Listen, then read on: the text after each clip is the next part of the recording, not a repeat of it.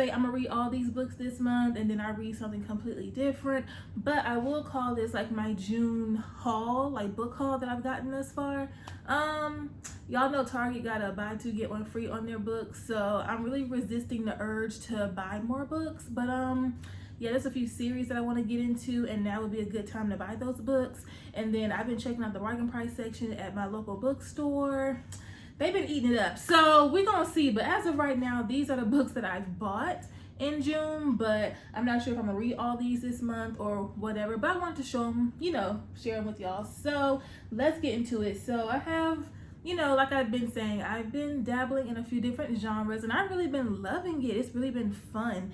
So I got a little bit of urban fiction, romance, you know, dark contemporary romance, a whole bunch of different stuff. So if you're ready to see what I got, then make sure you like, comment, subscribe, hit the bell so you're notified when I drop a video. Grab your snacks, grab your drinks, prop your feet up, and let's get it, let's go. So we're gonna start here. So I was in Walmart, okay, and I stumbled upon this book, and I am familiar with this author, Mary B. Morrison. If you're not familiar with Mary B. Morrison, listen, her books have all the drama, all the secrets and lies and steam and everything. So this is Careful What You Click For, and basically this is a story about online dating, the ups, the downs, and the dangers of finding love via the internet. So it's following 4 different characters. They're all friends, and they're all going through their different journey of, you know, exploring these different dating websites. And yeah, okay, so Jordan, Victoria, Kingston, and Chancellor are our 4 main characters. They're in Atlanta, where it says the dating scene is trash, okay? And so Jordan is an accomplished lawyer, and she wants to find somebody who is matching her standards. 60-something real estate pro Victoria, she's gonna be messing with these young men, and they finna be having her doing some crazy stuff, okay? But she feels like she deserves to have some good satisfaction, okay? That's what it says, all right? And then basketball star Kingston has the perfect life and wife, but he is on these dating sites because he has another side to him, okay? You know, down low, all right, you know. And then Chancellor, it says the net is a paradise of prey, but the consequences could blow more than his schemes apart. So he's, you know, got some hidden agendas going on, but yeah, so I'm real excited to get into this because it just feels like it's going to be some drama and a hot mess, but in the most amazing way. So yeah, again, I stumbled upon this at Walmart as usual. Don't sleep at the books at Walmart, okay? This was like less than $7 or something like that. So yeah, Careful What You Click For by Mary B. Morrison. Now this next book, oh my goodness. Okay, so I'm super late getting this book. I've seen it all over BookTube and BookTok and Bookstagram and BookTwit, just all over the place. Okay, again, I know I'm super late, but now that I'm really entering my romance novel era, better late than never, okay? So this is 7 Days in June by Tia Williams. I know I'm so late, y'all ain't gotta tell me, but I'm really excited to get into this because though I'm still new to really reading romance novels like that, after reading Before I Let Go by Kennedy Ryan, I talked about that book on my page, on my channel, in my past, you know, recent videos, but that was a second chance romance. And I'm like, okay, romance is like a very vague genre in itself, but of course there's sub things in it. And I think second chance romance might be my favorite. Like, she set the bar really high with that one, okay? So this is really giving second chance romance, kind of. So basically it's about these 2 authors, Eva and Shane, and present day, they're in their 30s. They're both successful writers, okay? But when they were 15, they met, you know, during the summer, you know, 1 week in June. They fell in love and hung out and had a beautiful time while they were teenagers, and then never really saw each other anymore after that. But, you know, as they were writing, they've been secretly writing about one another or to one another through their books. So fast forward 15 years later, they're successful writers in their 30s. They reconnect, and we're going to be following along this journey. I'm pretty sure it might be like a dual timeline, like, you know, past tense and in present day.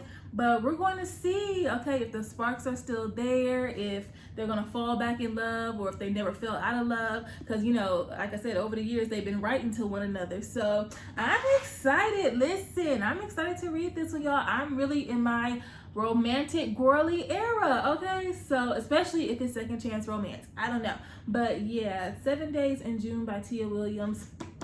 I can't wait. Okay, so now this next book, I'm scared to read it, not because it's a scary book, but because the emotions that's going to come up out of this.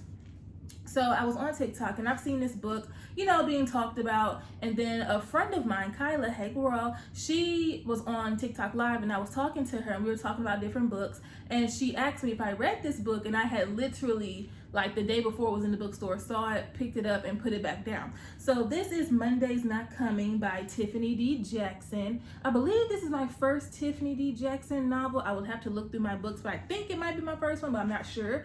And so basically it's about this girl, her name is Claudia, I believe. Her best friend Monday goes missing, and she's like the only one who even notices that Monday's missing. She's the only one who is actively looking for her and trying to get answers and trying to figure this whole thing out, right? So it's really a tale about, you know, the neglect that Black and brown girls, you know, get when, you know, if and when they go missing, right? But a lot of people said that this story is so gut-wrenching and heartbreaking. I mean, this little review right here says, a mesmerizing punch in the gut story. So there's only one book thus far that I've read this year that really just had me bawling my eyes out, and that was Hold You Down by Tracy Brown.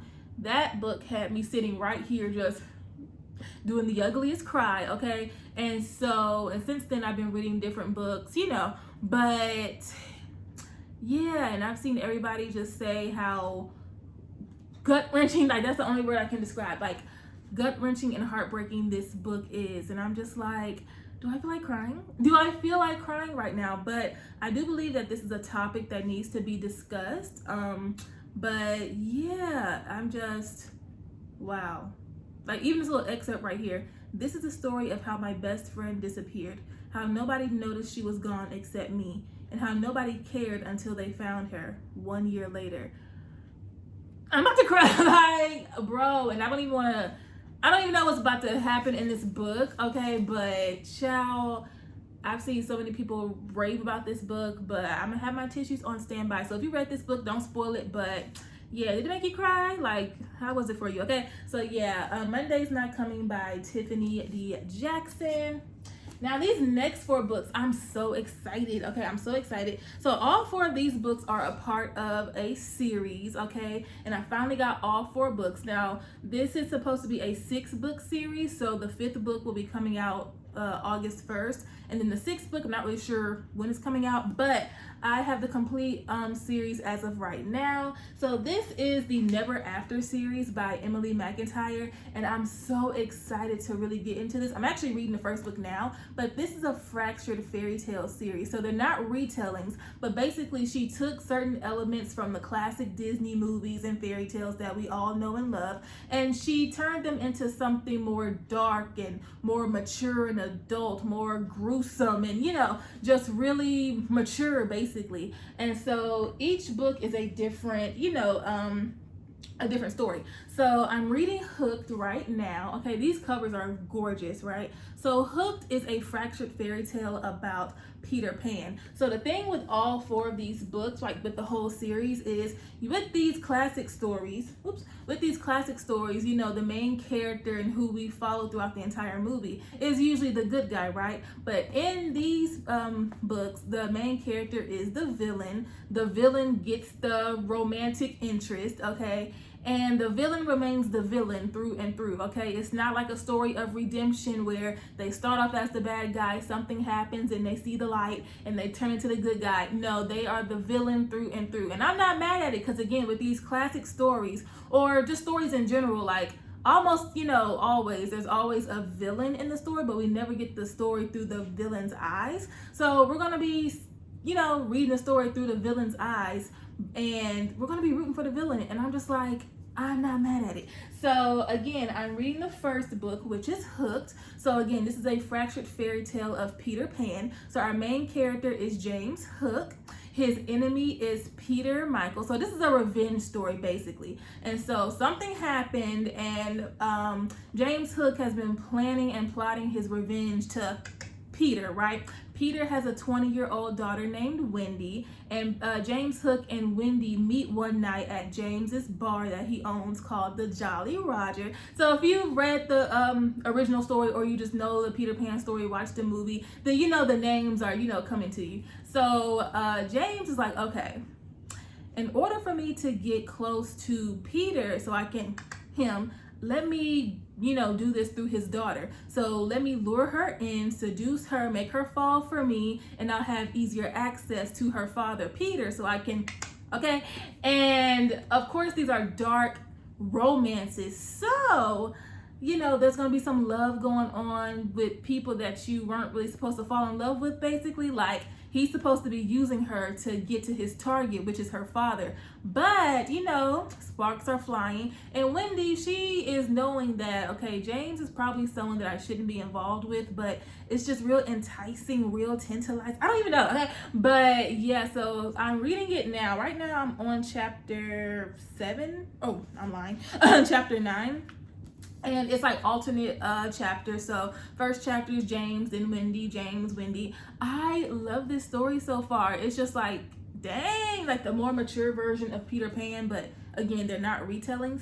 So the second book, which I'm really excited for because it's gonna be messy. Okay, so this is Scarred, okay, the second book in the series. Now I'm saying first and second and third and fourth, but they are standalones within these series. So you do not have to read them in the order that they came out. You can read them in any order that you want to. There's no crossovers, there's no cliffhangers, other characters don't show up in other books. You can read them in any order that you want to. Me being me, I'm gonna read them in the order that they were published. I'm just that person. You can give me the free will to read the books in any order, but I'm the type of person, let me just read it in 1, 2, 3, 4. Like, that's just me. Like, for example, y'all know that show on Netflix, Kaleidoscope, that came out towards the end of last year, maybe early this year, but I think towards the end of last year. And it was that bank robbery or heist show, and it was cool because you can watch the episodes in any order that you wanted to, and no matter how you watched it, you will be able to get a perfect storyline and it would make sense to you.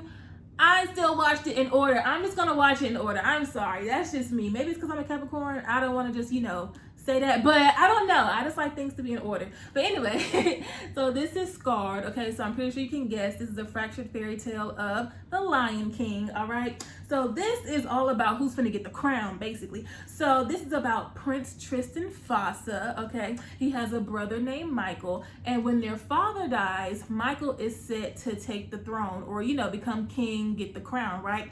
But Tristan, he don't like his brother. Basically, he wants to get rid of him. He wants to okay, so that way he can be the king, so he can get the crown, right? So Tristan is like the ringleader, okay, the master behind this whole operation to get rid of Michael, right? And growing up, I don't know what happened because I haven't read it yet, but something happened to where Michael did something and it left a permanent scar on Tristan's face. So again, y'all know the villain in Lion King was Scar. Tristan is Scar, kind of. And yeah, so Tristan has this whole operation to get rid of his brother so that way he can become king. Now, where things get messy is Michael is set to be married to this woman named Sarah. So Sarah comes up in the castle or wherever they at, right? And she has her own plan to get rid of Michael and Tristan because she wants to become queen. So again, this is a battle of the crown, basically. So she needs to get rid of Michael and Tristan because if Michael were to die, Tristan would be next in line to get the crown. But since she wants to be the queen, she has to get rid of everybody who's standing in the way, all right? But what she doesn't expect is to fall in love with the man that she's supposed to kill, which is Tristan. So they are both plotting to kill Michael. She's plotting to kill him. Oh, him. I'm trying to say kill. But yeah, so they are both plotting to Michael to get that crown. And she is supposed to be planning to Tristan so she can get the crown, but they end up falling for each other. Oh, it's gonna be messy. Now, I did see a few people say that they weren't really that into it like that just because of the time period. I don't know when. I think it might be early 1900s or 1950. I don't even know, but I'm glad that I learned that the time period is a bit different, so that way going into it, I won't be caught off guard. But it's still gonna be messy, child. Okay, so I'm very much excited because, first of all, I love The Lion King. So, child, anyway. Okay, so the next book is Wretched. Look at these covers. These covers are flawless, okay? So Wretched is the fractured fairy tale of the Wizard of Oz, okay? So we know the villain was the Wicked Witch of the West, or in this case, it would be Evelina Westerly, okay? So she is the genius and the brains behind her family's drug empire. So the thing that makes this book different than the others is the villain is the woman. She gets the man. In the other books, it's the man who gets the woman who's the villain, you know. So she is like the brains behind her family's powerful drug empire, right? So she ends up having a one-night stand at a nightclub with this guy. He introduces himself, you know, as one name. They get it in. And then the very next day, he walks up into the family's house as someone who's supposed to be working for them. But he introduces himself as a completely different name. So she like, now wait a minute. Now, I know I may have been a little bit tipsy, maybe even drunk when we was doing our thing, but didn't you say your name was Boom Boom, and now you coming up in here talking about your name is Bam Bam? Hold on. So whole time, he's actually an undercover DEA agent who's supposed to expose and bust the entire drug empire that her family is a part of, right? And apparently what they had going on messed up something with his family, so another revenge story. But of course, these are dark romances, so a love story between, you know, love connection between what's his name, Nicholas, who is the DEA agent, and I'm gonna say it, Wendy, Evelina, is, you know, going to happen. And you know, y'all see, they falling for the people that they ain't really supposed to be falling for. I'm liking it, okay? Forbidden love, I'm liking it. I'm liking it. So this is Wretched. Like, y'all, these books are so good. I'm saying that as if I read them already, but I'm just excited, okay? And then the fourth book and the last book as of right now is Twisted, okay? So this is the fractured fairy tale of Aladdin, okay? So Yasmin is the main character, the main character, not the villain, but she's the main character. Her father is a very wealthy and powerful man, but he falls ill, right? So his one last wish before he's no longer here is for Yasmin to fall in love and marry another very powerful and wealthy man. But the only thing is her heart already belongs to somebody else, the servant, right? And she knows that her father would not approve of her marrying and, you know, dating or whatever, the help, right? So she's like, okay, let me come up with this plan that will just, you know, hush my father up, okay, and, you know, fulfill his last wishes. So her father has his right-hand man named Julian. Y'all know Jafar, okay? So Julian is her father's right-hand man, and, you know, that's his mentor. Yasmin's father is his mentor. And he's like, I need to get in the position to become the new most powerful, most wealthy man in this land or wherever they at, right? So they both come up with a plan, Yasmin and Julian. Okay, let's pretend to be in love, okay, to fulfill your father's wishes, whatever. We're going to pretend to be in love so that way, you know, I can still be with the servant, okay? I'm going to still be with him, but on the outside, it's going to look like I'm with you. And then for him, his hidden agenda is if I marry her, you know, even though I can't stand her, so they cannot stand each other. He feels like she's a brat and blah, blah, blah. She don't like him because he's probably controlling or whatnot.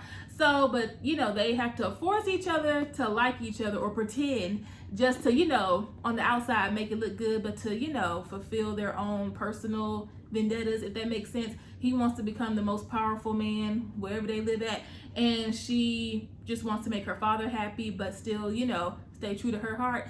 Child, this will be messy, okay? This finna be messy, all right? So all four of these books, I cannot wait to really get into them again. Hooked, so far, I'm only on chapter 9, so I'm still fresh into it. But y'all, this series, yes. And then the fifth book, like I said, is coming out August 1st, and it's called Crossed. And that's gonna be the fractured fairy tale of the Hunchback of Notre Dame. So yeah, I'm really excited to find out what the sixth book is going to be, because what other story is there? What we finna talk about, Emily? But yeah, so those are all of the books that I have as of right now. Because like I said, Target got this buy two get one free sale, and my bookstore got all these good books on bargain. So, but as of right now, these are all the books that I got. I think I got a pretty good pile right now. So I'm really trying to resist the urge of buying more books, but we finna see. But let me know what's on your TBR. Let me know what y'all are reading. If you've read any of these books, how did you like them? And give me some more recommendations on series, standalone books, authors. I am, as y'all can see, I'm reading a bunch of everything really. So until the next time, I'm